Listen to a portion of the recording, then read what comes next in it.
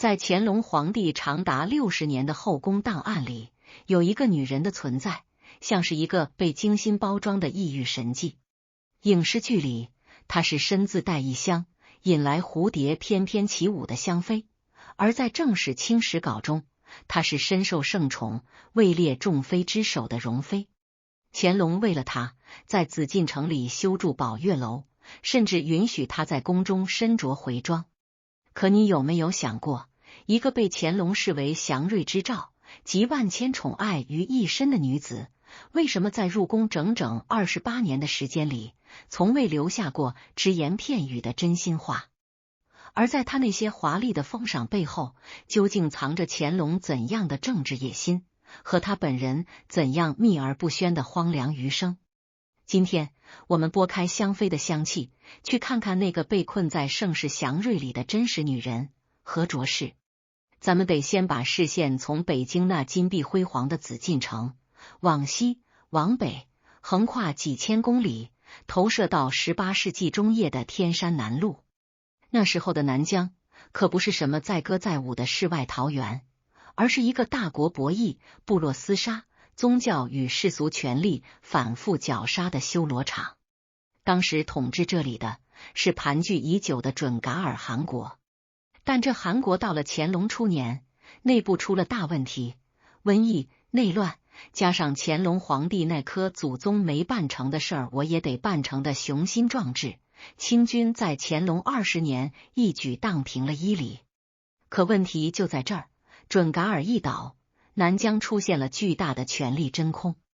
当时被准噶尔囚禁在伊犁的有2个重要的人物，哥哥叫波罗尼都，弟弟叫霍吉占，也就是咱们史书上常说的大小和卓。这哥俩可不是一般人，他们是伊斯兰教苏菲派内格什班迪教团的传人，在南疆穆斯林心中，那地位简直就是活着的圣徒。清政府当时的策略很天真，觉得既然我把你们从准噶尔的牢里救出来了，那你们就得替我管理南疆，当大清的儿皇帝。可乾隆爷大概忘了，在这片离北京万里的土地上，宗教领袖的野心往往比感恩之心要膨胀得快得多。这就是容妃，也就是何卓氏家族面临的第一个生死关头。咱们得明确一点，容妃并不是大小和卓的亲姐妹，她是图尔都和卓的妹妹。在那个错综复杂的和卓家族谱系里，他的哥哥图尔都属于俄罗穆特这一支，虽然也尊贵，但在权力的排位赛里，他们和正在闹独立的大小和卓并不是一条心。当大小和卓回到南疆，开始杀掉大清派去的官员，甚至把乾隆派去宣谕的副都统阿敏道给残忍杀害的时候，整个南疆的局势就像一桶被点燃的火药，瞬间炸开了。这时候摆在何卓氏家族面前的有2条路，第一条，加入大小和卓的圣战，利用家族影响力跟大清死磕到底，赢了就是开国元勋，输了就是全族覆灭。第2条，反水，去投靠那个远在北京从未谋面，甚至可能连他们名字都叫不全的乾隆皇帝，去当叛徒，去当带路党。这时候咱们就得分析一下图尔都，也就是容妃亲哥哥的心理逻辑了。历史没有偶然，只有权衡利弊后的必然。图尔都看得很清楚，大小和卓虽然现在闹得欢，但在大清这种集权帝国的战争机器面前，南疆那点地盘和兵力根本不够看。更重要的是，大小和卓在内部实行的是极为残酷的宗教高压统治，他们抢掠财产，滥杀无辜，连同宗同族的贵族都不放过。图尔都作为地方势力的代表，他感到的威胁不是来自北京，而是来自身边这2个近乎疯狂的亲戚。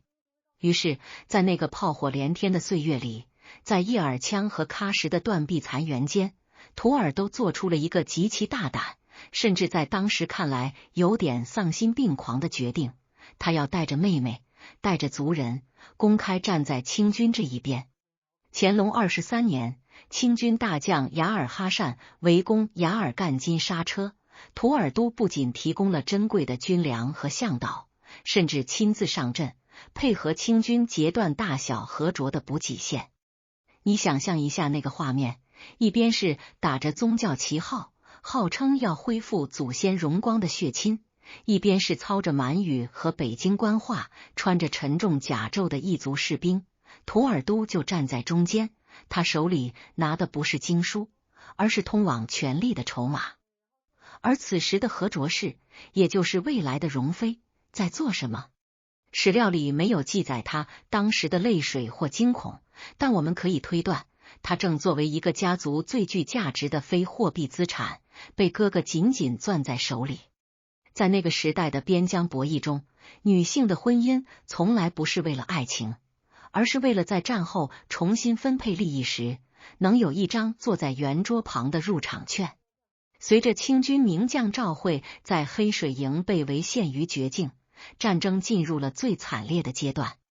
赵惠在缺粮少弹，不得不吃马肉甚至挖草根的情况下，依然能坚持3个多月。除了清军本身的战斗力，背后那些像图尔都一样暗中倒戈，提供情报和物资支持的回部贵族，起到了至关重要的作用。大小河卓做梦也没想到，真正捅向他们背后的那一刀，不是来自北京，而是来自他们一直视为附庸的同族。当乾隆24年，大小河卓兵败如山倒，最终逃亡巴达克山并被杀掉，首级被传回北京的时候，南疆的战火终于熄灭了。但对于图尔都和他的妹妹来说，一场关于生存与荣宠的持久战才刚刚拉开序幕。乾隆皇帝这时候在想什么？他站在紫禁城的城头，看着西方传来的捷报，他不仅仅是在庆祝领土的扩张，他更在思考如何稳固这片新得的新疆。直接派流官管理，成本太高，全部杀光，那会激起更大的反抗。最好的办法就是扶持一批听话的代理人。而图尔都这个在炮火中做出了正确抉择的男人，自然成了乾隆眼中的香饽饽。于是一道圣旨，图尔都和他的家族被招往北京述职并定居。这就引出了我们后续要讲的那个核心逻辑，为什么要带妹妹去？皇帝的恩宠从来不是白给的。图尔都进京，名义上是封官加爵，封了辅国公，但实质上这叫质子。把你全家接到北京，放在朕的眼皮底下，你南疆的那些旧部才不敢乱动。而要把这层关系固化，要把质子变成亲家，最有效的手段莫过于联姻。你可以想象，图尔都在那个漫长的进京旅途中，看着车轿里那个26岁的妹妹，他在想什么？他可能在想，由于战乱，妹妹的婚事被耽误了，但在大清皇帝的权力天平上，这个耽误恰恰成了最好的年纪。他成熟、稳重，带有浓郁的异域风情。更重要的是，他身上流淌着河卓家族的血，他是那片土地最后的一抹余晖。当他们抵达北京，当河卓氏第一次步入那座充满繁文缛节的皇城，他看到的可能不是财富，而是一道深不见底的红墙。她不仅仅是一个美貌的女子，她是哥哥在炮火中抉择后的胜利果实，她是回部贵族向大清皇帝呈上的最高规格的投名状。乾隆对她的第一眼，绝对不是什么一见钟情，而是一种对征服的确认。看着这个女子，乾隆就像看着南疆的一草一木，就像看着那颗被传回京城的首级一样，那是他武功的勋章。而对于河卓氏来说，从他哥哥在南疆的炮火中选择投靠大清的那一刻起，他的个人意志就已经不复存在了。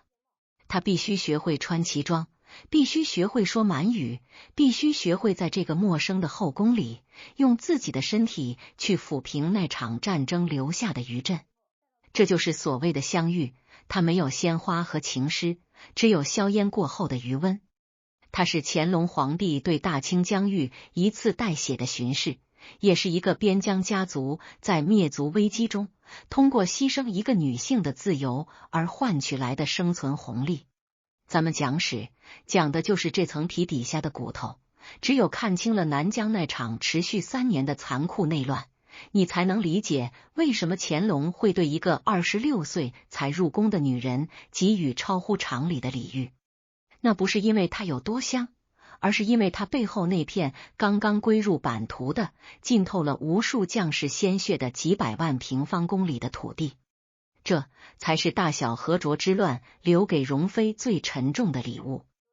而接下来的故事，咱们得看看这个带着祥瑞标签的女子是如何在乾隆的后宫里，在这场宏大的政治秀中，一步步完成她作为政治傀儡的最后使命的。很多人看历史，总觉得仗打完了，赏赐发了，这事儿就结了。但在乾隆爷的逻辑里，战争的结束从来只是政治运作的开始。而对于这位日后的容妃，也就是当时26岁的和卓氏来说，乾隆24年的那个秋天，是一场长达5000里的、足以消耗掉一个女性所有温情的漫长迁徙的起点。咱们得把地图摊开，从喀什噶尔到北京，隔着塔克拉玛干沙漠，隔着嘉峪关，隔着800里瀚海，这5000多公里的路程，在那个没有高铁、没有飞机的年代，不仅仅是地理上的跨越，更是命运的一次彻底推倒重来。你想象一下，那是一个怎样的车队？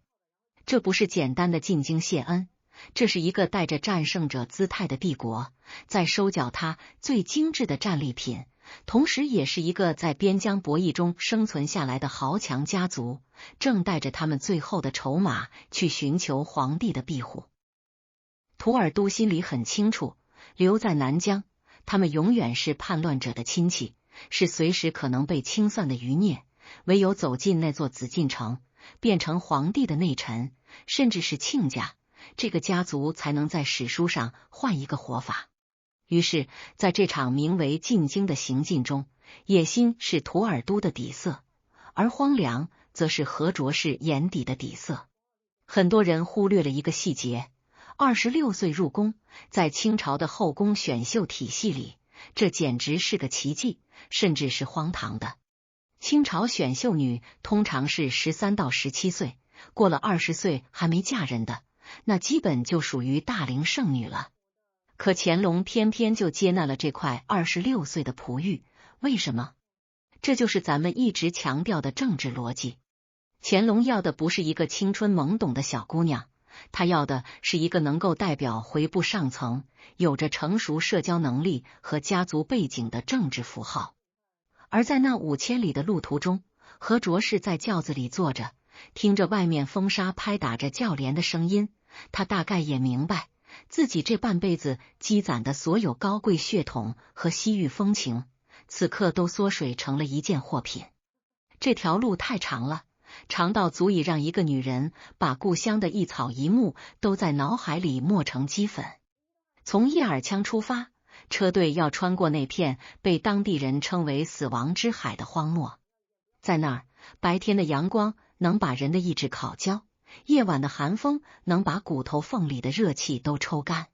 图尔都在马背上，看着这片他曾经驰骋的土地，心里想的可能是未来的公侯伯爵，是北京那繁华的宅邸，是乾隆皇帝那深不可测的恩典。他的野心在风沙中愈发膨胀，因为他知道，只要把妹妹平平安安的送到乾隆的龙床边上，他这个带路党的名声就能洗白成开国功臣。但对于和卓氏呢？他看着窗外一成不变的戈壁，看着那些干枯的胡杨树，他或许在想，那座被哥哥描述的天花乱坠的北京城，到底有没有一棵他熟悉的沙枣树？他在那5000里路上的沉默，其实是一种极其深刻的悲凉。历史的真实往往藏在那些不被记录的沉默里。史料只会记录某月某日车队抵达了哈密，某月某日进入了嘉峪关，但它不会记录一个女子在跨过长城的那一刻，回头望向西方时，那种自此天人永隔的绝望。进入嘉峪关，意味着正式踏入了汉地的行政体系。迎接他们的不再是飞沙走石，而是沿途地方官员诚惶诚恐的跪拜和各种珍馐美馔的供奉。乾隆这时候已经在北京下达了死命令，要求沿途官员必须最高标准接待，甚至要考虑到回部的饮食习惯。这种待遇看似是宠爱，实则是监视。每一个经手的官员其实都是乾隆的眼睛，他在观察这家人是不是真心归顺，在观察那个传说中貌美如花的女子是不是真的能配得上他的十全武功。这条5000里的进京路本质上是一场盛大的服从性训练，徒儿都在学习如何行满人的礼仪，学习如何用那种自称奴才的卑微口吻去给远方的皇帝写谢恩折子。而何卓氏则在嬷嬷们的教导下，开始接触那些繁复的宫廷规矩。他要把西域女子那种奔放自由的灵魂一点点塞进齐庄那窄小的领口里。野心在哥哥的胸膛里跳动，而规矩则像一道道枷锁，在那5000里的每一寸土地上缓慢而坚定地勒紧。咱们得算算这笔账，5000里路走半年甚至更久，这期间的开销是谁出的？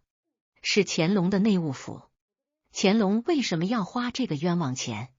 因为他要在全天下，尤其是像那些还在观望的蒙古王公、西藏活佛面前演绎出戏。他要展示一种皇恩浩荡的幻象，只要你归顺，哪怕是曾经反叛者的族人，朕也能让你享尽荣华富贵。所以这5000里的荒凉其实是被乾隆涂上了一层名为盛世的金漆。和卓氏的车队走得越慢，这种表演的效果就越好。当车队终于接近北京，看到那高耸的城墙和密集的民居时，图尔都的野心终于达到了顶点。他知道他赢了，他不仅保住了家族的命，还为家族换取了一个在帝国权力核心扎根的机会。而何卓氏在看到那座被红墙包围的紫禁城时，他眼里的荒凉可能变成了一种死寂。他知道那5000里的风沙不仅吹走了他的故乡，也吹走了他作为一个人的所有可能性。从今往后，他只是乾隆展示武功的一个活体陈列品，是一个挂在墙上的异域香囊。这种跨越5000里的迁徙，在中国历史上并不罕见，但很少有哪一次像这次一样，充满了如此浓烈的政治算计。乾隆在紫禁城里焦急的等待，不是在等一个爱人，而是在等一个能证明他平定准噶尔、收复回部这一伟大成就的句号。而图尔都在荒原上策马扬鞭，不是在奔向自由，而是在奔向一种被黄金打造的囚禁。在这条漫长的道路上，荒凉是肉眼可见的地理特征，而野心则是深藏在血脉里的生存逻辑。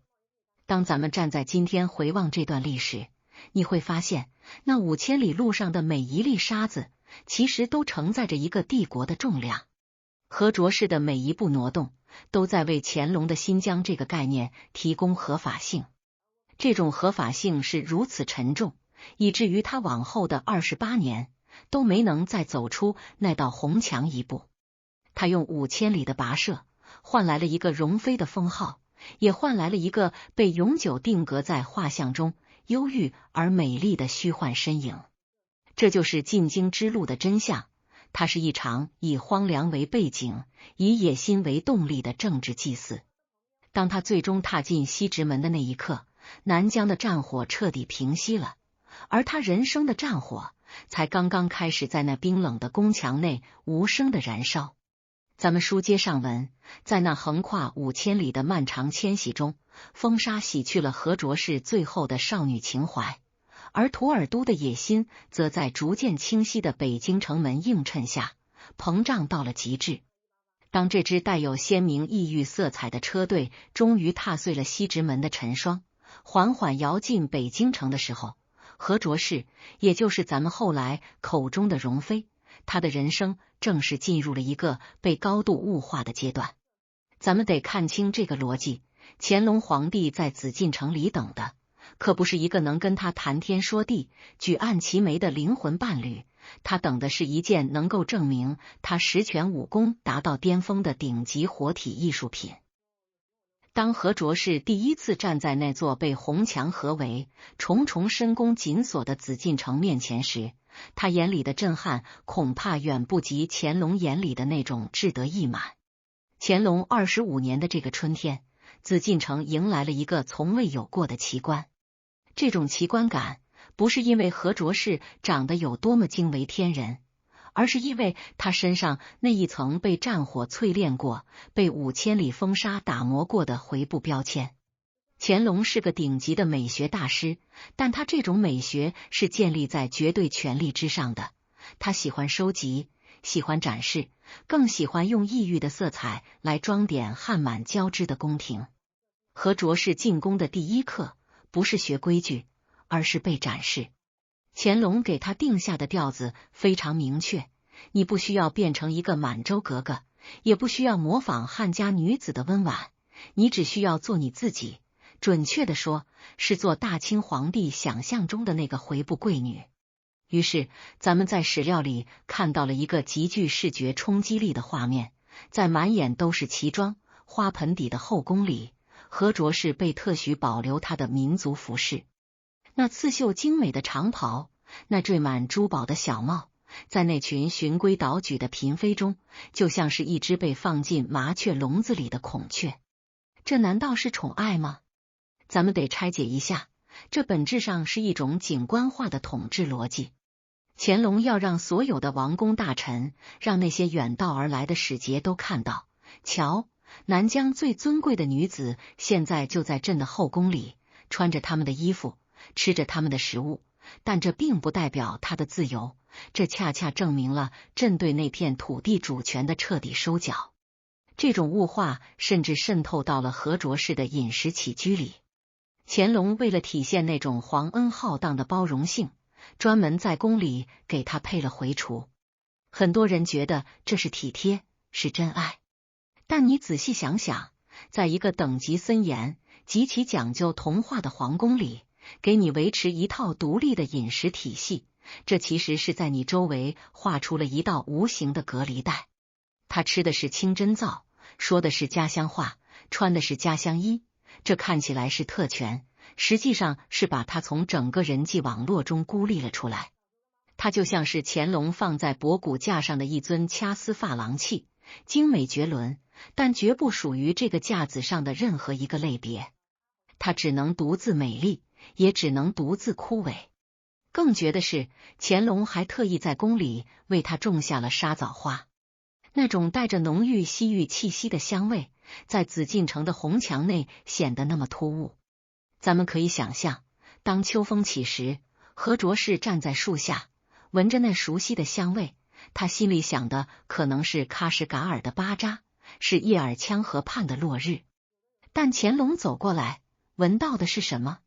他闻到的是征服的味道，是领土扩张的芬芳。他把这种香味命名为香妃的传奇，实际上是把一个活生生的人物化成了一股可以被嗅觉捕捉的政治符号。这种宠爱里带着一种高高在上的俯视感，就像我们去动物园看珍稀动物，会给它最好的饲料，会模拟它最熟悉的生存环境，但唯一不会给它的，就是推开笼子门的钥匙。咱们再看乾隆25年封他为何贵人的那个节点，这个何字取得真是妙极了。它既是他家族姓氏和卓氏的缩写，也代表了乾隆追求的天下大和。你看，连他的封号都被物化成了政治标语。她不是作为一个女人被接纳的，她是作为一种和平的契约，一种边疆稳定的保障被册封的。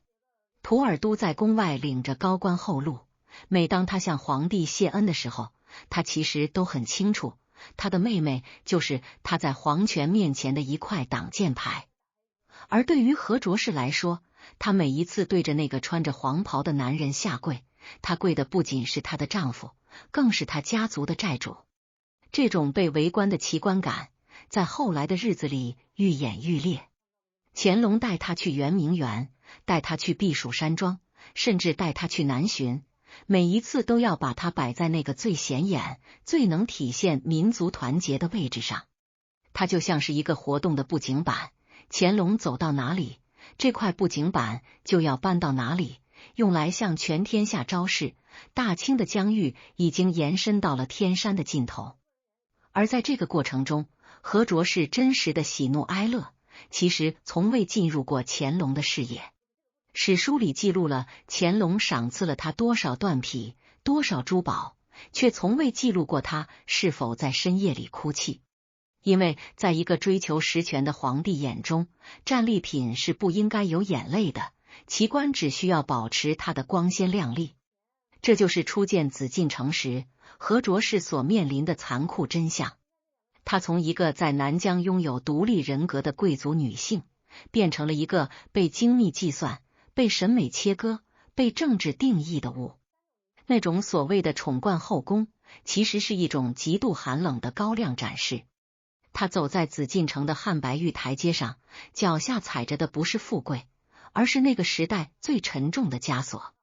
她每一次优雅的转身，每一抹刻意维持的异域微笑，都在满足着一个庞大帝国对于远方的窥探欲和占有欲。而这种物化还仅仅是个开始。随着权力的进一步稳固，乾隆对这件奇观的利用将会进入到一个更加隐蔽也更加令人窒息的新阶段，那就是咱们接下来要聊的那座带有温情假象的高级囚笼。咱们把刚才那层物化的逻辑再往深里推一步，如果说那种奇观式的展示还只是乾隆爷在炫耀他的勋章，那么接下来的这个动作就彻底把那种名为温柔的权力绞杀展现得淋漓尽致了。这就是咱们必须得拆解的一个建筑隐喻——宝月楼。很多人在游览中南海的时候，看着那座临街而建、气势恢宏的建筑，脑子里浮现的可能是乾隆为了慰藉爱妃乡愁而一掷千金的浪漫桥段，但在咱们的逻辑里，这座楼它根本不是什么跨越民族的爱情见证，它是一座用黄金和琉璃堆砌出来的极其高级的政治囚笼。咱们得看清这个时间线，乾隆23年，宝月楼动工，而此时的何卓氏还没进京呢。这说明什么？说明乾隆在还没见到这个女人之前，就已经在心里为她，或者说是为她背后那个象征意义，预留了一个被隔绝的、被观看的特殊点位。当何卓氏被封为何贵人，搬进这座临着长安街的建筑时，他看到的确实是家乡的影子。因为在宝月楼的对面，乾隆特意安置了随行入京的回部上层，形成了所谓的回子营。在那儿有他熟悉的礼拜寺，有穿着家乡服饰的族人，有叫卖馕饼和瓜果的吆喝声。看起来乾隆爷真是体贴到了骨子里，他把整个西域都搬到了你的窗户底下，让你推开窗就能看见故乡。但咱们得细品，皇帝的温柔从来不是无代价的。你推开窗看见的是故乡，但你同时也看见了那道横在宝月楼和回子营之间的长安街，看见了那道高耸的不可逾越的红墙。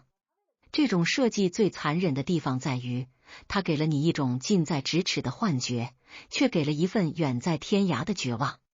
他能看见族人在街上走动，能闻到家乡的烟火气，但他永远无法走下那座楼，去那个营地里哪怕坐上一刻钟。这叫什么？这叫心理折磨。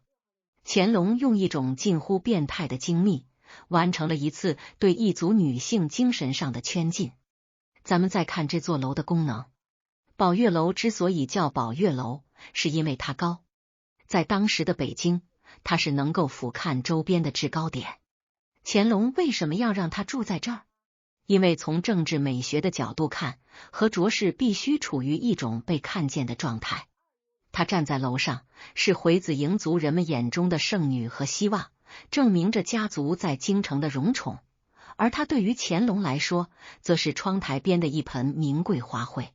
乾隆想看他的时候，随时可以驾临，甚至在某些重要的节日，他会带着他站在楼上，俯瞰底下跪拜的回部首领。这哪是在谈恋爱啊？这是在搞政治走秀。这座楼就像是一个透明的展示柜，和卓氏就是那个被精心打理的展品。乾隆给他的所谓温柔，其实是一种带有隔离性质的特权。这种特权让他在后宫中显得卓尔不群，但也让他彻底失去了与其他嫔妃建立正常社交的可能性。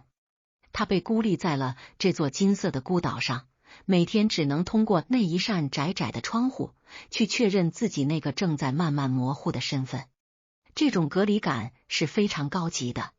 乾隆并没有禁锢他的信仰，也没有强迫他改掉习俗，他甚至鼓励他保持那种异域风情。为什么？因为只有你保持了异域感，你的隔离才有价值。如果你被彻底同化成了满洲贵妇，那你就不再是那个能代表南疆的符号了，你也就失去了作为政治质子的独特性。所以，那种所谓的允许穿回装、配回厨，本质上是乾隆在亲手维护这道隔离墙。他要让你永远记住，你是回部的容妃，而不是大清的女人。这种温柔像是一层厚厚的茧，把何卓氏紧紧地包裹在里面，让他窒息，却让他无法反抗，因为每一丝窒息都披着恩宠的外衣。咱们得算算这个心理账。一个26岁入宫的成熟女性，她有自己的认知，有自己的情感。她在那座楼里坐着，听着长安街上的马蹄声，她心里比谁都清楚，对面的回子营里住着的是她的哥哥，她的族人，那是她在这世上最后的血脉联系。但这种联系是被乾隆爷拿捏在手里的。宝月楼的高度，恰恰就是权力的厚度。乾隆通过这种方式告诉他，只要你乖乖在这座楼里当好你的香妃，底下的回子营就能平安无事，你的家族就能继续享受富贵。这是一种无声的要挟。所谓的相知，在乾隆这里变成了掌控。他深知他的软肋在哪儿，所以他修了这座楼，把他的思乡之情物化成了一个观景台。这种隔离还体现在后宫的权力结构里。宝月楼虽然在皇城内，但它的位置相对独立。这种物理上的边缘化，其实也反映了何卓氏在乾隆情感版图里的边缘化。乾隆可以给他最高的名分，可以给他最丰厚的赏赐，但绝不会给他分享权力的机会。在那座楼里，何卓氏就像是一个被抽离了社会属性的影子。他没有孩子，没有党羽，没有干政的可能。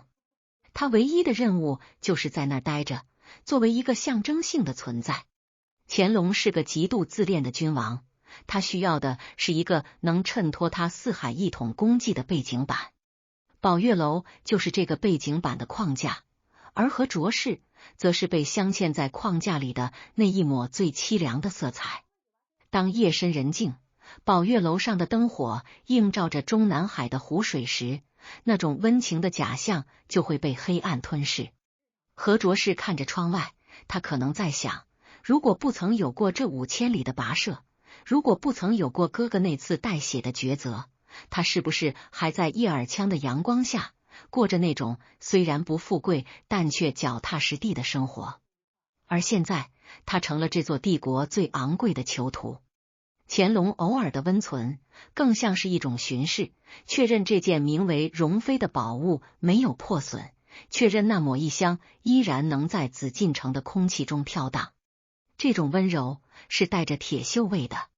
他让后世的文人墨客沉迷于所谓的香妃系乾隆，却忽略了一个女性在那种极度隔离的状态下，是如何一点点耗尽了自己的生命力。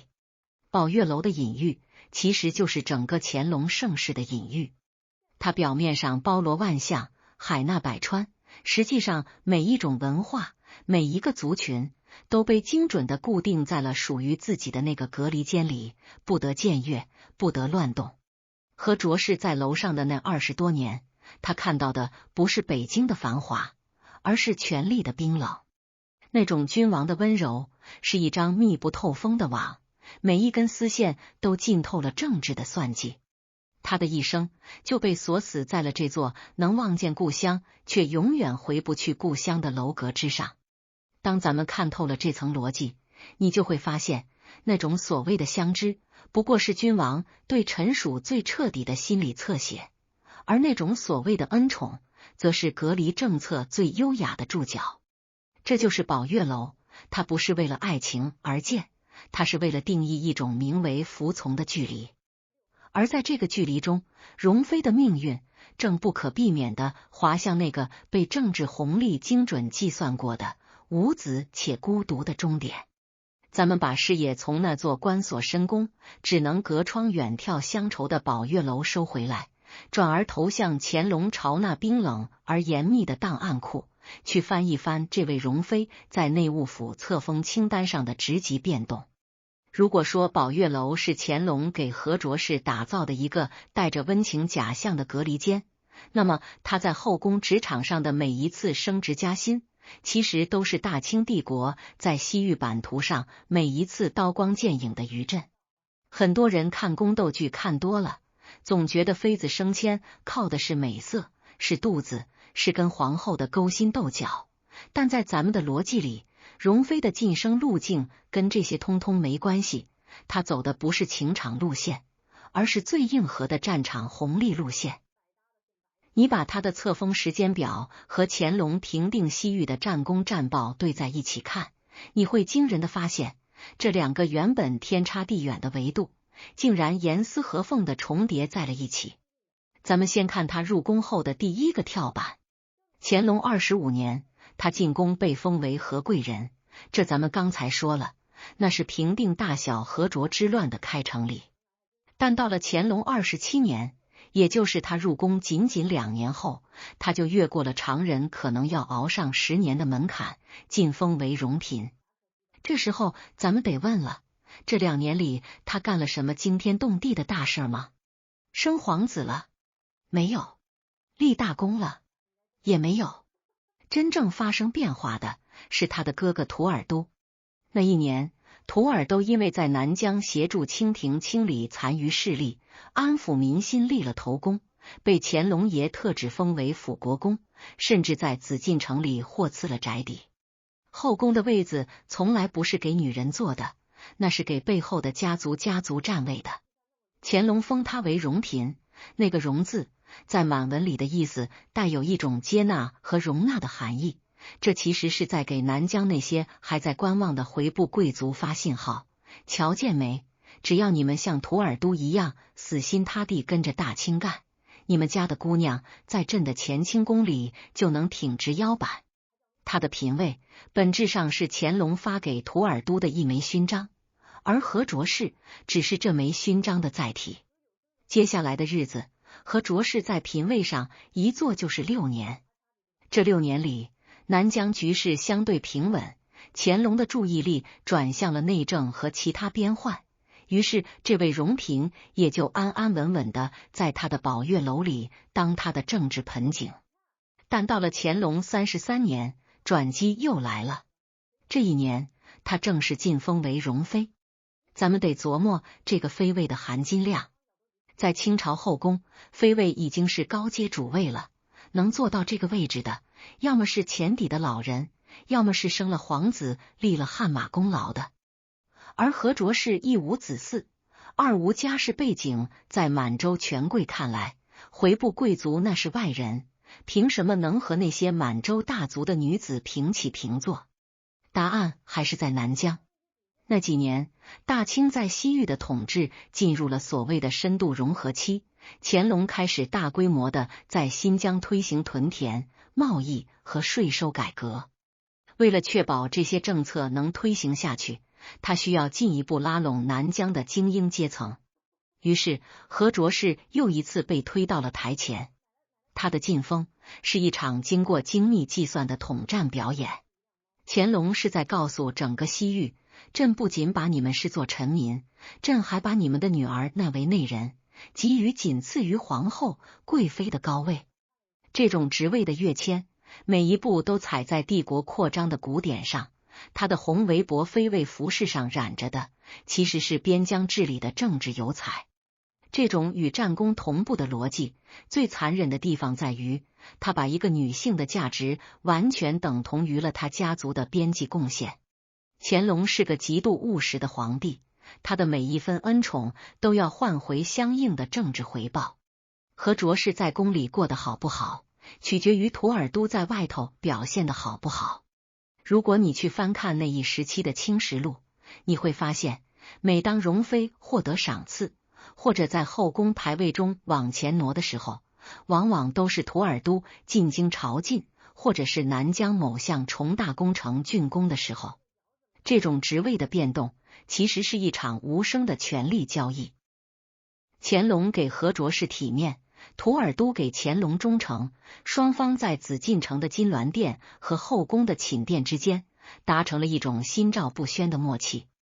这种默契里，唯独没有和卓氏作为一个人、作为一个妻子的主观感受。他就像是一个精密的天平，左边放着家族的功勋，右边就自动升起他的位分。更讽刺的是，这种职位的提升，反而加剧了他在后宫中的异类身份。你想啊，一个不生孩子、不说满语，甚至不拜佛，她信伊斯兰教的一族女人，位分居然比许多满蒙老臣的女儿还要高，这在那个等级森严的后宫里，会招来多少白眼和嫉妒？但乾隆不在乎，因为他需要的不是后宫的和睦，而是帝国的稳固。和卓氏职位的每一次跃迁，都在他的周围筑起了一道更高、更厚的嫉妒之墙。这种墙把他和那些嫔妃彻底隔离开来。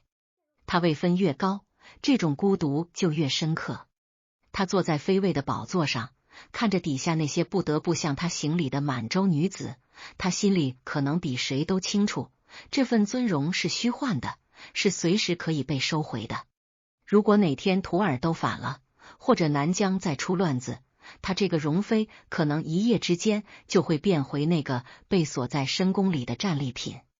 这种基于政治逻辑的升迁，还带来了一个极其尴尬的副作用，那就是他永远无法真正融入皇室的血脉传承。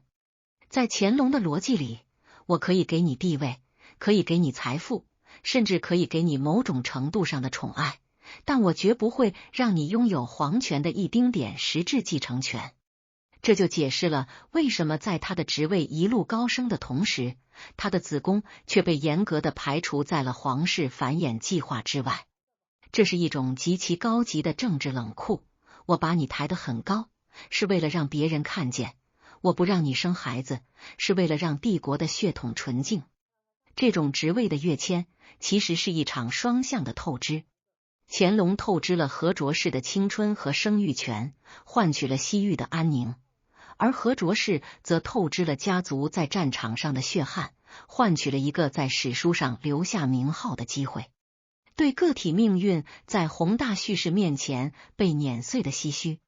容妃的职场神话，拆穿了看，不过是乾隆盛世里的一张政治支票。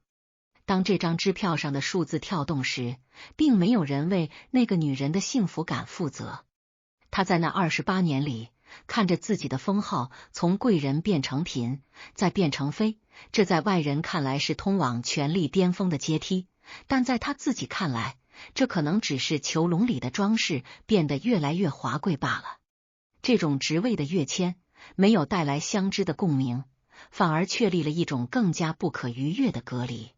因为他很清楚，他能升到这个位置，不是因为乾隆了解他的心，而是因为乾隆了解他的价值。这种被价值定义的生命，本身就是一种巨大的悲剧。当乾隆晚年，容妃已经在妃位上坐稳了多年，她成了后宫中一个特殊的存在。她不再是那个刚进京时惊恐的少女，她已经学会了在那些繁冗的礼仪中隐藏自己的情绪。但她每一次参加宫廷宴会，坐在那个仅次于皇后和贵妃的位置上时，他可能都会想起5000里的荒凉，想起南疆那场改变他一生的炮火。那场炮火给了他这份高位，也永远的炸断了他回归平凡的可能。这种与战功同步的晋升，最终把他塑造成了一个完美的政治标本。他站在权力的光影里，却从未获得过哪怕一丁点属于他个人的纯粹的温暖。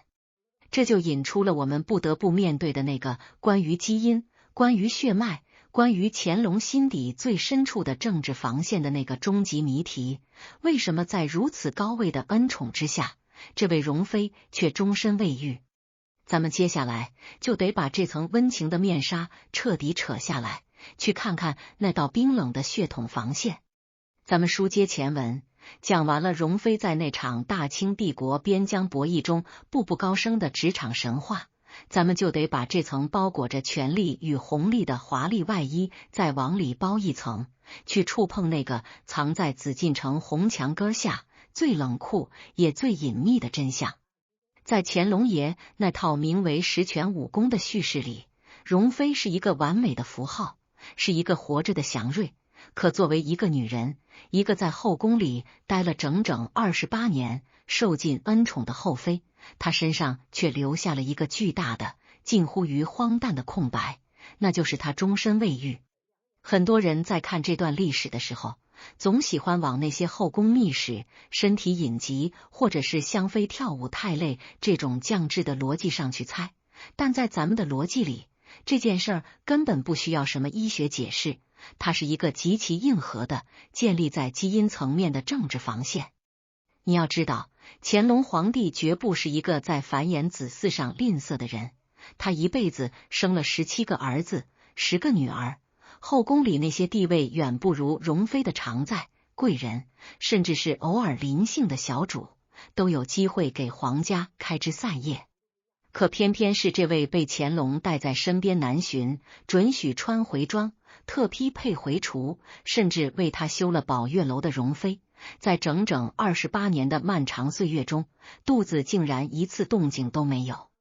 这难道是巧合吗？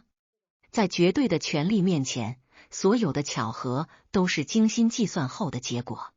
咱们得把视线从那些香艳的传说中移开，去看看乾隆皇帝脑子里那根关于大清血统的红线。咱们得算算这个政治账。容妃是什么人？她是回部和卓家族的嫡系，是那个曾经在南疆拥有至高无上宗教地位和世俗权力的家族成员。如果容妃生下一个皇子，这个孩子身上就流淌着一半爱新觉罗家的血，和一半回部圣义和卓家的血。在乾隆看来，这哪是什么爱情的结晶啊，这简直就是一个随时可能引爆大清西北边疆的核弹头。你想啊，如果这个皇子长大成人，他到了南疆，当地那些还在怀念大小和卓时代的就不会怎么看他。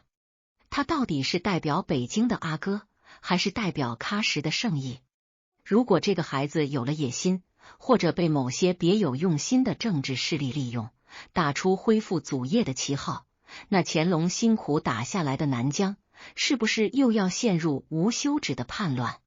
乾隆作为一个顶级政治家，他太清楚血统及合法性这个道理了。他绝不会允许一个带有强烈异族政治基因的孩子出现在他的继承人序列里。这种防线是极其高级且冰冷的。乾隆对容妃的宠是那种到此为止的宠。我可以给你名分，可以给你财富，可以让你在后宫里享受某种超然物外的特权，但我绝不会给你分享大清江山的入场券。这种逻辑在清朝历史上其实并不陌生。你看那些入宫的蒙奇妃嫔，地位再高，也很少能生下有继承权的皇子，这就是皇权对于血统纯净度的极致洁癖。但到了容妃这儿，这种防线变得更加具象化。这种无子之谜，其实就是乾隆在容妃周围画下的一道看不见的护城河。他让容妃在那座金色的囚笼里孤独的美丽着，却在基因层面上把她和爱新觉罗家族的核心利益彻底切割开了。很多人可能会问，那万一这是身体原因呢？最讲究的就是证据。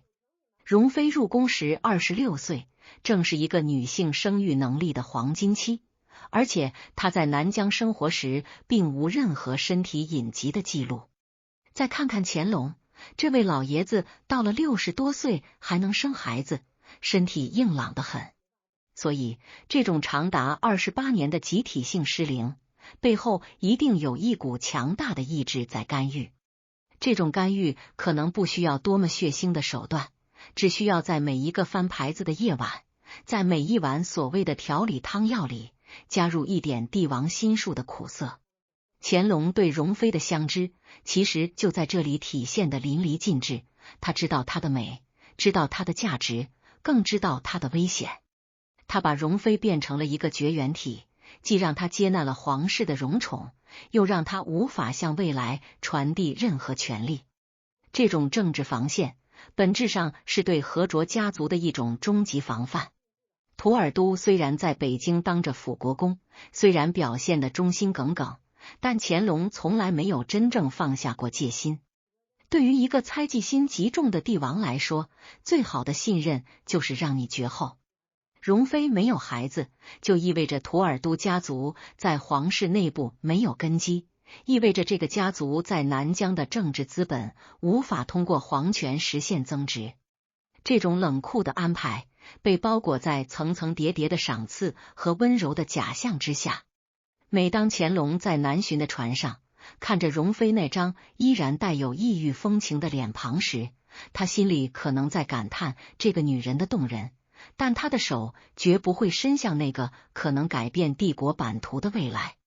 这种无子的状态也决定了容妃在后宫权力生态中的特殊地位。她不需要像奈拉氏或者魏佳氏那样为了儿子的前程去拼个你死我活，她因为无子反而成了后宫里最安全、最无公害的一个存在。这种安全感其实是用一个女人作为母亲的权利换来的。她在那28年里，看着别的妃嫔生儿育女，看着那些皇子格格在御花园里嬉戏，她心里在想什么？史书没写，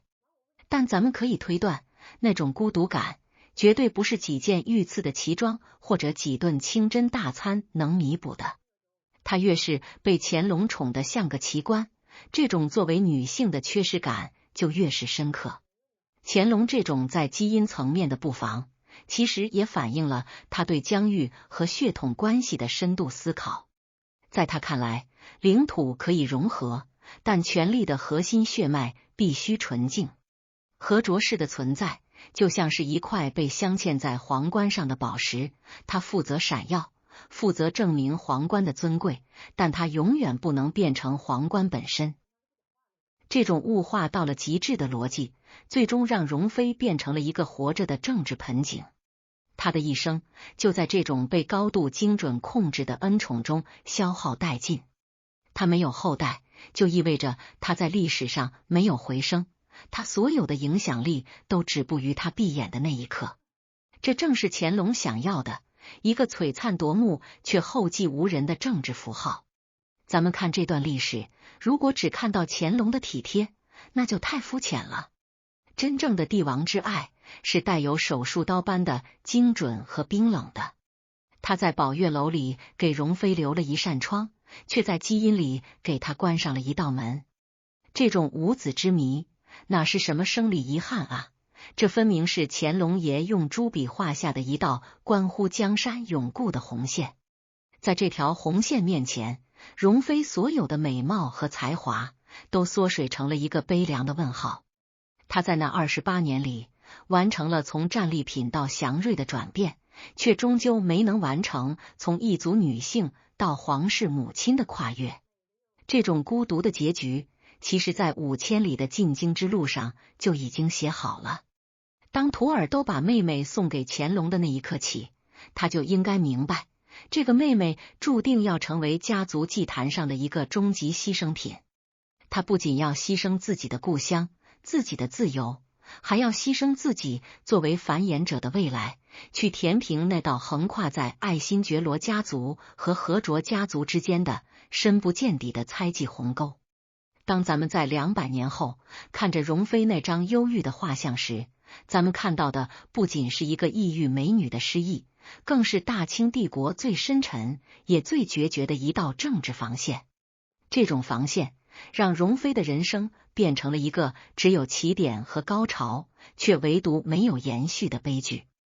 而接下来的日子，随着容妃渐渐老去，随着乾隆的十全武功进入最后的高光时刻，这种被精心设计的孤独，将会随着一次次盛大的南巡，演变成一场消失在红墙里的最后的乡愁谢幕。既然咱们已经拆解了那道横亘在基因层面的冰冷防线，看清了乾隆爷是如何在推杯换盏间，用政治手术刀精准地切断了一个异族女性作为母亲的未来，那咱们就得跟着大清朝最豪华的一支车队，去看看容妃生命中最后的一场盛大演出——乾隆晚年的几次南巡。很多人觉得南巡是游山玩水，是烟花3月下扬州，但在的逻辑里，南巡是乾隆对其十全武功的一次全国巡回路演。而在这个路演的舞台上，容妃依然是那个最不可或缺也最具有政治隐喻的顶级道具。尤其是那张摆在南巡豫州或行宫里的餐桌，它不仅盛满了大清盛世的珍馐美馔，更堆叠着一个老迈帝王对征服感的最后执念，以及一个异乡女子在那如影随形的隔离式宠爱中最后的一抹高光。咱们得把镜头推进，看看乾隆43年、45年那几次声势浩大的南巡。当时的容妃已经是40多岁，将近50岁的人了，在那个平均寿命并不算长的时代，她已然步入了一生中的暮秋。可你看乾隆的赏赐名单，你会发现一个极其诡异的现象，无论是在苏州的织造府，还是在杭州的行宫，容妃的名字永远排在随行妃嫔的前列，甚至在某些场合，她的待遇直逼皇太后和皇后。这时候咱们得问了，一个年老色衰且无子嗣的异族妃子，凭什么能在乾隆晚年那极其讲究等级和审美的南巡餐桌上坐稳那个核心位置？乾隆的长情往往是政治表演的延伸。他南巡去的是江南，那是汉文化的核心区，是士大夫阶层的精神家园。乾隆带着容妃，穿着那一身鲜明的回部服饰，出现在西湖的画舫上，出现在虎丘的台阶前，这本身就是一种极其强烈的视觉冲击。他要在全天下最有文化的汉人面前展示，瞧，朕不仅统治了你们，朕还收服了天山脚下的圣意。这种华夷一家的迷梦，在那张餐桌上被具体化成了一道道冒着热气的清真菜肴。咱们得仔细盯着那张餐桌看。根据内务府的善邸档记载，南巡期间，乾隆对容妃的赏赐多得惊人，而且每一道菜都极具针对性。当乾隆在品尝苏杭名厨做的松鼠桂鱼、东坡肉时，他给容妃赏赐的永远是单独制作的塞外风味，什么羊肉炖萝卜、羊肉包子、炸果子。你猛地一听，觉得这乾隆爷真是心细如发，连这点饮食习惯都照顾到了，简直是暖男天花板。但咱们换个角度看，这其实是另一种极其高级的公之于众的隔离。在那个满汉全席讲究融合的饭局上，容妃那张独立的小桌就像是一个被画出来的自治区。这种单独制作的饮食，其实是在时刻提醒容妃，也提醒周围的所有人，你跟他们不一样，你永远是那个外人。这种最后的高光，其实是把它架在火上烤。那种所谓的家乡味道，在江南的细雨中显得那么突兀。它不再是慰藉乡愁的良药，而是一枚钉子，把它死死地钉在了回部代表这个身份上，让他连在饭桌上做一个普通女人的权利都没有。这种餐桌上的高光，背后其实是乾隆对晚年权力流逝的一种焦虑。乾隆晚年好大喜功，他越来越沉迷于那种万国来朝的虚幻感，而容妃就是他这种虚幻感里最真实的一个注脚。在南巡的盛大晚宴上，乾隆看着容妃吃着那些带有膻味的羊肉，他感受到的不是一种生活气息，而是一种版图就在我口中的快感。乾隆的审美是带有侵略性的，他把容妃带到南方，实际上是完成了一次地理意义上的大对撞，让天山的雪去碰江南的水。这种对撞产生的火花，照亮了容妃晚年的生活，但这种光是冷光。那种赏赐，每一道都是圣旨，每一口都是政治。你可以想象，在那个周围全是满汉权贵、全是规矩和眼色的餐桌上，容妃的表现得多么感恩戴德，才能接住这份沉重的特殊待遇。他在那一刻不是在吃饭，而是在替他的家族、替他的民族，向这个老迈的帝王履行最后的服从礼。这种高光时刻的顶峰，往往出现在乾隆心情大好，当众宣旨赏赐他珍贵珠宝或名贵缎匹的时候。在那一刻，所有的目光都聚焦在这个穿着义服的女子身上，她仿佛成了大清后宫最受宠的女人。但咱们得看破这层烟雾，这种宠爱本质上是一种补偿性的虚礼。因为乾隆知道，他给不了他皇子，给不了他母仪天下的可能，甚至给不了他一个可以回去的故乡，所以他只能在这些物质和名分上加码。这种加码，在南巡的繁华背景下被放大了无数倍。那不仅仅是赏赐给容妃的，更是赏赐给南疆那些贵族看的。跟着朕，你们的女儿就能在江南最繁华的地方享受这种众星捧月的尊荣。这种高光其实是一场极其昂贵的赎买。而对于容妃本人来说，南巡的餐桌更像是一面破碎的镜子。她在镜子里看到了江南的富庶，看到了运河上的桅杆，看到了苏杭女子的婉约，这一切都与她记忆中的喀什噶尔格格不入。那种单独为他准备的清真食物，在经过了5000里的进京路、20多年的宫廷生活后，其实早已失去了原汁原味。那种味道里掺杂了北京的官话，掺杂了内务府的算计，也掺杂了他自己那颗已经慢慢冷掉的心。他在高光之下其实是极致的孤独，因为在那个热闹非凡的餐桌上，没有一个人能真正听懂他的母语，没有一个人能理解他在那满桌珍馐面前为何依然会有一瞬间的失神。这种失神是最后的高光里最令人心碎的底色。咱们再看一个细节，乾隆在南巡期间经常会特许容妃的兄长图尔都陪同，甚至在某些场合让他们兄妹见礼。这在清朝后宫规矩里是极大的恩典。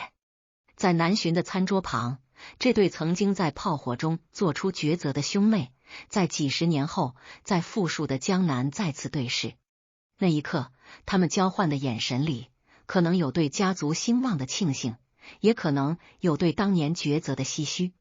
图尔都看着这个在高光之下的妹妹，他看到的可能是一个家族的守护神，而容妃看着这个已经在京城生活的如鱼得水的哥哥，他看到的可能是自己那被永久抵押出去的人生。这种餐桌上的温情是建立在家族彻底臣服的基础之上的。这种高光是乾隆爷对这家人最后的一次集体嘉奖。当南巡的车队缓缓北归，当那张摆满了政治隐喻的餐桌被撤下，容妃也随之走进了她生命的最后几年。那场在江南大地上演出的关于盛世与祥瑞的最后一场大戏落幕了。乾隆带回了无数的诗画和战利品，而容妃带回的可能只有那一身在江南水汽中变得潮湿的异域长袍。这种最后的高光并没有改变他作为一个政治质子的本质，反而像是一场盛大的葬礼彩排，预演了他在红墙内消失的结局。历史最残酷的地方在于，他给了一个人最高的光，却没给他一盏能照亮回家之路的灯。南巡餐桌上的容妃是乾隆盛世里最耀眼的一个政治标本，他在那一刻的尊荣，是大清帝国边疆稳固的假象，是君臣和睦的幻影。当那种赏赐的烟火散去，他依然要回到那个被叫做宝月楼的高级囚笼里，去面对那些无法被物质填补的空白。这种高光不仅是他人生的顶峰，也是他乡愁的终结。因为在那之后，他再也没有机会去看一眼那片他为之付出一生的土地，他只能带着那抹被乾隆反复咀嚼、反复展示的异香，慢慢枯萎在那个再也没有南巡热闹的红墙深处。这种消失不是轰轰烈烈的，而是随风潜入夜的极其寂静的凋零。当乾隆53年的春天再次来到北京，那个曾经在南巡餐桌上被众星捧月的容妃，已经快要连端起茶杯的力量都没有了。那种高光时刻，最终成了他人生最后的一抹夕阳，虽然灿烂，却带着不可逆转的颓势。这就是南巡给容妃留下的最后印记，它证明了他曾经如此重要，也证明了这种重要性是多么的依赖于那个老迈君王的政治意图。当君王不再需要通过他来展示武功，当边疆的硝烟已经消散在历史的尘烟里，这个曾经的奇观也就到了该谢幕的时候了。咱们接下来的故事就要去看看，当那抹异香最终消散在乾隆53年的红墙里，那个被物化了一辈子的灵魂，到底是以怎样的一种方式，完成了他对这个盛世、对这个君王，以及对那个遥远故乡的最后告别。既然咱们已经看过了南巡餐桌上那场最后的政治路演，看清了乾隆爷是如何在江南的烟雨里，用一道道清真小灶把容妃塑造成大清盛世最完美的边疆标本，那咱们就得把这层喧闹的、充满了礼炮和赏赐的粉饰给撕开，去看看那场发生在乾隆53年春天，极其寂静也极其孤独的谢幕。很多人觉得，像容妃这样受尽恩宠、名动天下的奇女子，她的离去一定得是惊天动地的，甚至得带点像传说中那种香消玉殒、化蝶而去的浪漫色彩。但在咱们的逻辑里，真相从来不负责浪漫，真相往往是冰冷的，是带着权力交替时那种特有的漠然。乾隆53年4月19日，当55岁的容妃在圆明园的寝宫里咽下最后一口气时，她身边没有传说中的异香缭绕，只有窗外那渐渐转暖，却再也吹不进她心里的北京春风。要把这最后的一幕讲清楚，咱们得先看看容妃临终前的那个权力生态。后宫的女人，她们的生命长度往往是由政治价值的保质期决定的。到了乾隆53年，大清对南疆的统治已经平稳运行了快30年，当年的大小和卓之乱早已成了史书上的陈年旧事，土尔都和卓也早已在京城的高官厚禄中老去离世。对于这时候已经快80岁的乾隆皇帝来说，容妃这个曾经象征着平定西域的活体勋章，其实已经完成了他的历史使命。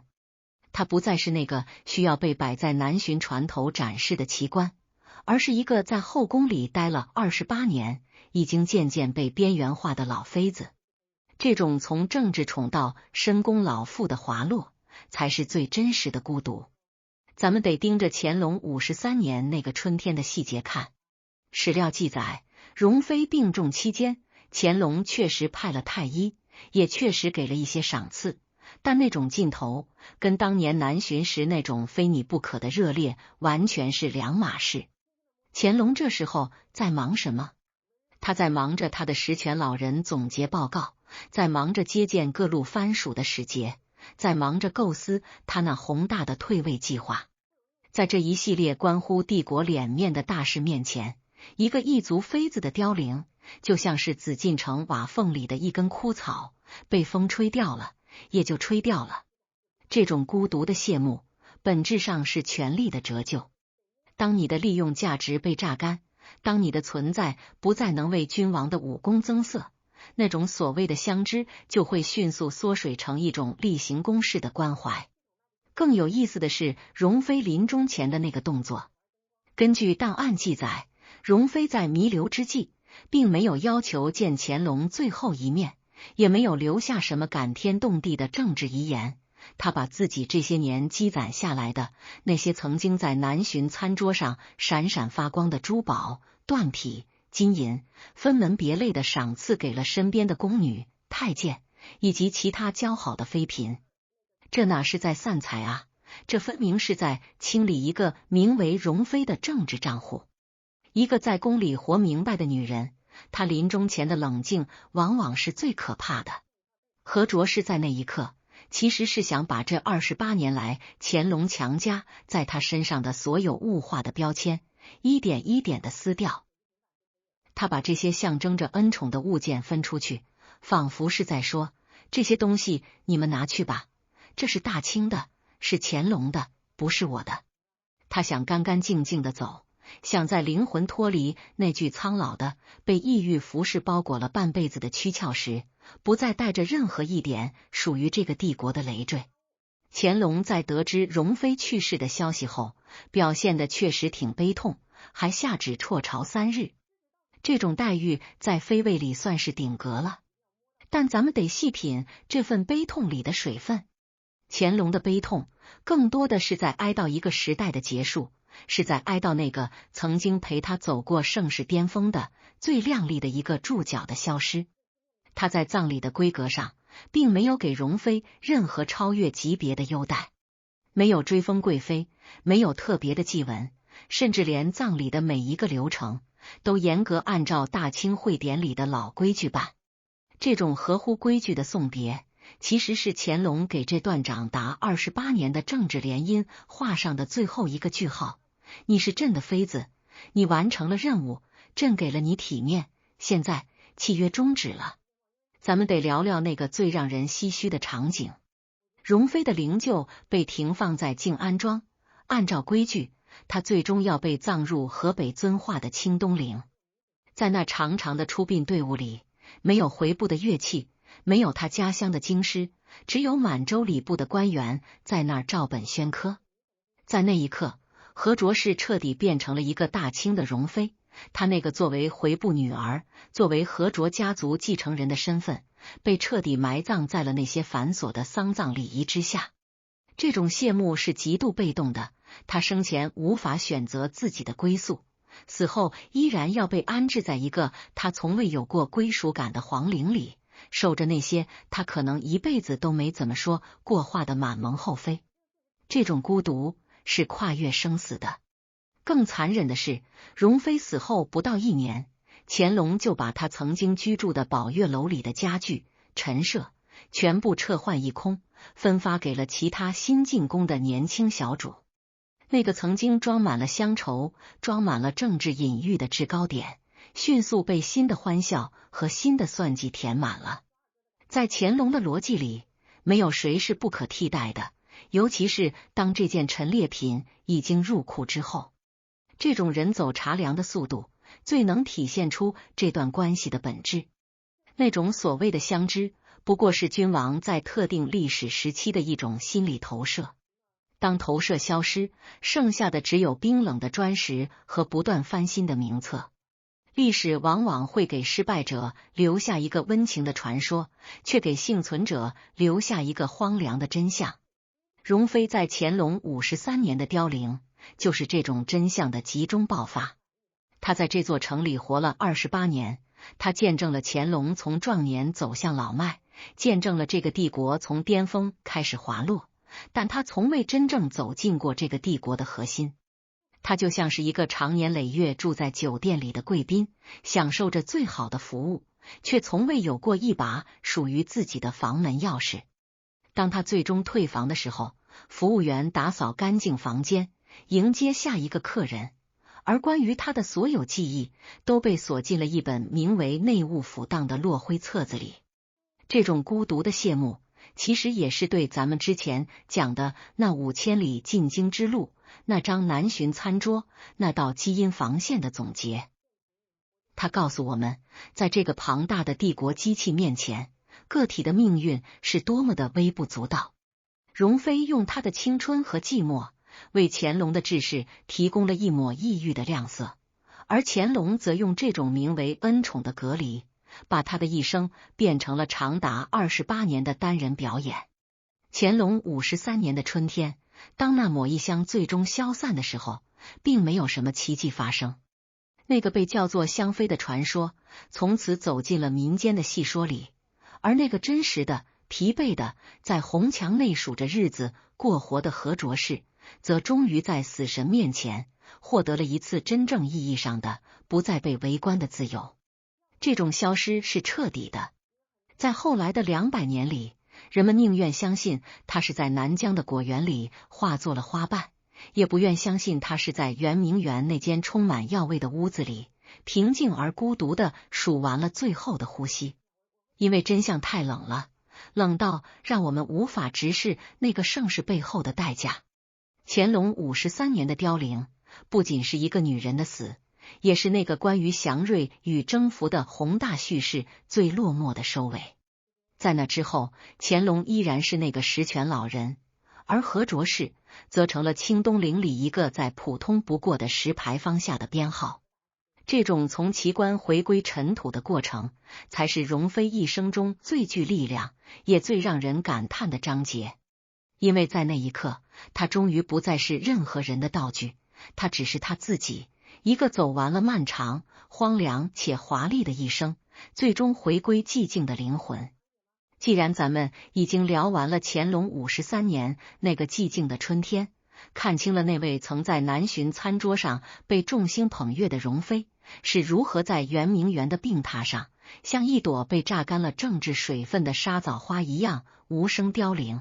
那咱们就得把视线从那口冰冷的棺椁移开，去看看内务府档案里最让人心惊肉跳的一个章节——容妃的遗产清单。历史不仅藏在那些冠冕堂皇的祭文里，更藏在那些锱铢必较的账本里。当一个被称为奇观的女性肉体消失之后，她留下来的那些珠翠、绸缎、金银，就成了大清帝国对她这28年人生进行的最后一次清盘审计。要把这笔账算清楚，咱们得先理解清朝后宫的一个残酷逻辑：妃嫔生前的所有荣华富贵，本质上都是皇权的租借物。你得宠时，满头的珠翠是皇上给你的脸面；你失势或离世，这些东西就得各归其位，甚至连一根金簪子都要记在账上。但在容妃的这份清单里，咱们看到的不仅是皇权的冷酷，更是一种极其深刻的属于一个异乡女子的生存博弈。据拨用账和赏赐抵当记载，容妃去世后，乾隆下令对她的遗物进行了大规模的清理和重新分配。这哪是在处理后事啊，这分明是在拆解一个巨大的、跨越5000里的政治抵押品。咱们盯着那份清单看，最扎眼的就是那几百件带有浓郁西域色彩的家乡之物。在那堆满屋子的江宁织造绫罗绸缎中间，竟然夹杂着大量的阿德莱丝绸、手工绣花毡子，还有那些已经洗得有些褪色，却依然被整齐叠放的回部民族服饰物品是有记忆的。这些东西在紫禁城的库房里躺了28年，他们见证了何卓氏从一个26岁的边疆贵女，变成了一个55岁的深宫老妇。为什么她一直留着这些东西？乾隆赏了他那么多顶级的满洲服饰，甚至在南巡时给他定制了最奢华的苏绣，可他临终前最珍视的，依然是那些无法在正式场合穿出去的旧衣裳。这种对物品的执念，其实是一个人在极度孤独的环境下，对自己原生文明最后的，也是唯一的心理防线。这些织物就是他的故乡，是他在那5000里进京路上唯一能带走的，也唯一能在这个冰冷皇宫里证明我是谁的物证。可乾隆是怎么处理这些记忆的呢？在这份清单里，咱们看到了一个让人极其不适的动作，乾隆把容妃生前穿过的、用过的，甚至还没来得及上身的几百件衣服和首饰，一股脑的分给了后宫里的其他妃嫔，从皇贵妃、贵妃一直到常在、答应，人人有份。你想象一下那个画面，那些从未去过南疆，甚至可能在背地里嘲笑过容妃杨山位的满蒙女子，此刻正心安理得地挑选着这位死者的遗物。在乾隆看来，这叫分惠，是皇恩的延续，但在咱们的逻辑里，这叫痕迹抹除。他要用这种方式，迅速地把容妃在这个空间里留下的所有个人气息摊薄、稀释，直到彻底消失。那些承载着和卓氏体温和乡愁的珠翠，被戴在了别人的发髻上，变成了新的宠爱和新的算计，而那个真正的所有者，则被这种集体式的瓜分彻底抽干了存在感。清单里还有大量的珠宝，金蕾丝嵌猫眼石的耳坠，珊瑚朝珠，嵌着红宝石的戒指，每一件都价值连城。乾隆对这些财物的处置极其精细，他甚至亲自批示哪些要送回内务府金库，哪些要赏给容妃的侄子。这种精细背后藏着一种极其精明的政治清算。你看，他赏给容妃家族的东西，大多是些虚名大过实权的玩意儿，或者是些无法折现的御笔字画。而那些真正硬通货的珠宝金银，大部分又流回了皇家的口袋。这其实就是在告诉和卓家族，人没了，咱们的这桩政治合同也就到期了。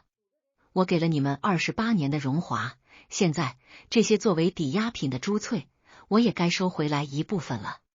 这种账目上的平衡，最能体现出乾隆作为一个实权老人在处理人际关系时那种手术刀般的冷酷。更让人唏嘘的是，这份清单里居然还有一些极其不起眼的小物件，比如几盒已经干枯的沙枣花瓣，比如几个刻着维吾尔文的小木盒。这些东西在内务府官员眼里可能是不值钱的杂物，但在清单的角落里，它们却像是一声微弱的叹息。这些无法带走的垃圾，才是容妃在这28年里真正拥有的东西。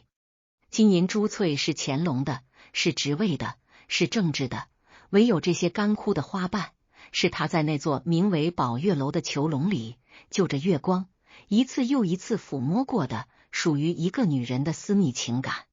可在这场盛大的、公开的遗产分配中，这些情感被无情地扫进了历史的尘埃。因为人会撒谎，但物不会。容妃的这份遗产清单其实是一份物化的终结报告。他告诉我们，在这个权力的金字塔尖，哪怕你受宠到了极点，你所拥有的一切，本质上都只是一种临时拨发的道具。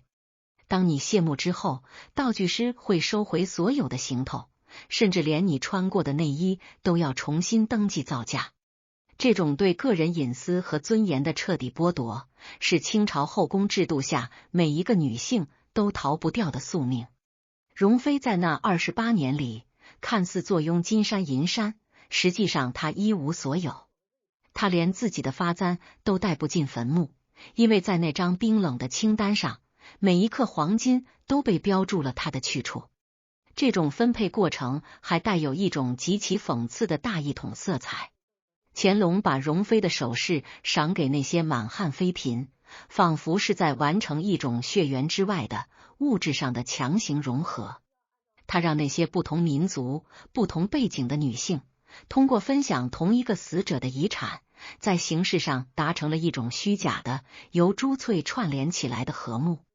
这种逻辑跟他在南巡餐桌上搞的清真小灶异曲同工。他始终在操控，始终在定义，始终在用这些冰冷的死物来填补他内心对于统治秩序的某种偏执。当这份清单最后被合上，存入紫禁城的档案册时，和卓氏这个人在北京城留下的物理证据就只剩下了那口灵柩。那些曾经在阳光下闪烁的珠翠，被分散到了后宫的各个角落，变成了其他女人争宠的工具。那些带有家乡泥土气息的织物被塞进了暗无天日的库房，等待着发霉和腐烂。这就是遗产清单的真相，它是一场关于权力的胜利，也是一场关于个体的彻底失败。它证明了容妃曾经是多么的富有，也证明了这种富有是多么的虚幻和廉价。在那几百件无法带走的遗物面前，所谓的相知相识显得那么苍白。乾隆并没有留下一件东西作为永恒的纪念，他选择的是分发，是拆解，是抹除。咱们站在今天，翻开这些落满灰尘的账本，你仿佛能听到那些珠翠碰撞时发出的清脆声响，那是金钱的声音，是权力的声音，唯独不是一个女性灵魂的声音。这些无法带走的珠翠，成了容妃留给这个盛世最后的，也是最冰冷的注脚。他们见证了一个帝国在消化一个异族文明时那种贪婪而冷静的胃口。当一切分配停当，容妃在这个世界上的所有物质联系都被切断了。她终于可以空着手去面对那个同样荒凉，却至少属于她一个人的终极结局。而咱们接下来的最后一章，就要去解开那个缠绕了200年的关于魂归何处的罗生门，看看那个被剥夺了一切的灵魂，到底在历史的裂缝中，为自己预留了怎样的最后博弈。既然咱们已经一笔一笔的算清了内务府档案里那份冰冷的遗产清单，看透了乾隆爷是如何在容妃咽气之后，迅速拆解掉他这28年人生里所有的物质痕迹，那咱们就得迎来全片最荒诞也最具有张力的一幕，这就是缠绕了史学界和民间传说整整200年的终极谜团——墓地罗生门。如果说生前的容妃是乾隆权力版图上的一个活体挂件，那么死后的她则成了大清帝国与西域民间记忆之间一场关于魂归何处的跨世纪博弈。一个人的死亡并不是终点，他埋在哪儿，怎么埋，后人怎么说，这才是权力和情感最后角力的战场。而容妃，或者说香妃，她的身后事简直就是这场博弈最典型的样本。咱们得先把视线拉回到河北遵化的清东陵。在乾隆爷那宏大的御陵寝园旁边，有一座规格严整的容妃墓。1979年，考古人员对这里进行了保护性发掘，当石门缓缓开启，所有的传说在这一刻都得接受冷冰冰的考古证据的审判。在地宫里，人们发现了一具极具民族特色的红色棺木，上面用金漆写着阿拉伯文的《古兰经》经文。这说明乾隆在最后关头确实给了这个异族女子最后的一丁点尊重，让她带着信仰入土。但更震撼的是，棺木里并没有什么化蝶而去的奇迹，只有一具散乱的骨骸以及一些残碎的织物。这就板上钉钉的证明了，那个在紫禁城里苦熬了28年的何卓氏，最终确实是被钉死在了大清皇陵的秩序里，成了一个守卫乾隆帝宫的永恒质子。但有意思的来了，如果你现在去新疆喀什，当地人会指着那座美轮美奂、带有典型的中亚风格的阿帕克和卓玛扎告诉你，这才是香妃墓。在当地的传说里，香妃根本没有老死在北京，而是因为坚贞不屈被皇太后赐死，或者是乾隆感念她的乡愁，特许他的哥哥图尔都用一具香木做的假人换出了他的遗体，然后由成千上万的族人抬着轿子，耗时3年，跨越5000里风沙，把他的真身送回了喀什的祖坟。这套叙事逻辑完整，情感充沛，甚至还带着一种民族英雄主义的悲壮。这时候咱们就得问了，为什么在一个科学昌明的时代，这种明显违背史实的传说依然能有如此顽强的生命力？这种虚假背后的真实需求。喀什的那座香妃墓本质上是西域民间对那段屈辱且无奈的历史的一种心理补偿。在南疆百姓的记忆里，何卓氏家族的远去是带血的，是屈从于强权的。如果承认他就那样孤独、平庸且顺从地死在了北京的红墙里，那对于那个民族的自尊心来说，是一种无法承受的幻灭。所以，民间必须创造出一个魂归故里的神话。在这个神话里，香妃不是一个被物化的战利品，而是一个宁死不屈的圣女，是一个最终战胜了皇帝、战胜了距离、战胜了死亡的胜利者。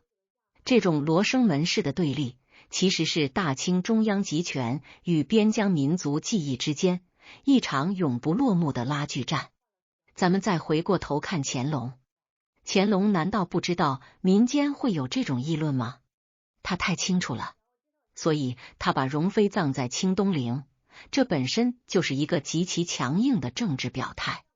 他要把这个女人的骨头嵌入爱新觉罗家族的祖坟山脉里，以此来向全世界宣告，这片土地、这个家族，生是朕的臣民，死是朕的鬼。这种葬礼上的博弈，是乾隆实权武功最后的闭环。他在地宫里准许刻上经文，是一种怀柔，但他坚持把它埋在遵化，则是一种绝对的主权宣示。这种冷酷的占有欲，哪怕到了地下，也没有放过那个疲惫的灵魂。这种罗生门的荒谬感，在民国初年达到了巅峰。当时由于清东陵被盗，容妃地宫的惨状传出，民间的戏说更是如野草般疯长。什么香妃刺秦氏的反抗，什么乾隆为了他不惜背叛祖宗家法，这些故事越编越离奇，越编越香艳。人们宁愿相信一个充满狗血剧情的谎言，也不愿去直视那个在寂寞中凋零的真相。为什么？因为真相太沉重了。真相是一个女性在国家意志的碾压下，如何一点点被吸干了生命力，最后变成了一个连骨头都要被当作政治筹码的标本。容妃的墓地其实有两座，一座在遵化的泥土里，埋着她的肉身和那28年的无可奈何；另一座在喀什的风沙和百姓的口传中，埋着她的尊严和故乡对她的思念。这两座墓互不相让，互为镜像。遵化的墓越是规格严整，证据确凿，就越显得那个帝国的冷酷和霸道；而喀什的墓越是虚幻缥缈，充满神迹，就越显得那个民族对自由和归属的渴望有多么炽热。这场最终的博弈其实没有赢家，乾隆赢得了名义上的占有，却永远无法阻止民间把他塑造成一个反抗者的偶像；而民间赢得了精神上的慰藉，却改变不了那个女子在红墙内凄凉谢幕的史实。当你站在清东陵容妃的地宫里，感受着那种地底深处的阴冷时，你或许会想起咱们这组视频从第1集开始梳理的那个脉络。从南疆炮火中的那次生死抉择，到5000里路云和月，再到宝月楼上的望眼欲穿，最后到那份连簪子都要收回的遗产清单，这所有的一切，最终都收束在这具散乱的骸骨上。这种魂归何处的罗生门，其实是容妃给这个世界留下的最后一个问号。她仿佛在问：我到底是谁？是大清的容妃，还是回部的女儿？是乾隆的宠妾，还是哥哥的筹码？这种身份的撕裂，在200年后的今天依然没有完全愈合。当我们今天在新疆的旅游手册上看到香妃墓3个字，或者在故宫的画库里看到那张忧郁的容妃像时，咱们其实都是这场罗生门的观众。乾隆用权力写下了他的版本，民间用情感写下了他们的版本，而真正的何卓氏，则在那个没有回声的时空里，保持了永远的沉默。这种沉默，是他对那个所谓盛世最彻底的蔑视，也是他对那段被强行改写的命运最后的一次，也是唯一一次属于他个人的主权维护。咱们这组视频讲到这里，关于容妃或者说香妃的一生也就全部拆解完了。从相遇、相识、相知到最终这个充满了政治隐喻的结局，咱们看到的不是一个才子佳人的浪漫剧，而是一个被大历史天平称量过的悲剧。他的一生，每一步都踏在帝国的脉搏上，却每一步都离他自己的心越来越远。乾隆给了他除了自由和后代之外的所有荣宠，而他则回赠了乾隆除了真心之外的所有顺从。这场长达28年的政治长跑，最终倒在了清东陵那座冰冷的石门后。最后想说的是，历史的魅力往往不在于那个确定的结论，而在于这些由于权力和情感的扭曲而产生的罗生门。正是因为有了这种魂归何处的争议，容妃这个形象才在历史的尘埃中变得愈发鲜活。它不再是一个干瘪的封号，而是一个带着体温、带着遗憾，也带着一丝丝嘲讽的灵魂。当咱们合上这本写满了算计和哀伤的账本，再次望向西方的天际，或许在那5000里外的风沙里，真的有一抹异香，在那座虚构的马扎上空盘旋，那是对那个被困在红墙内一辈子的女子的最后一次跨越时空的深情招魂。谢谢大家，咱们下期再见。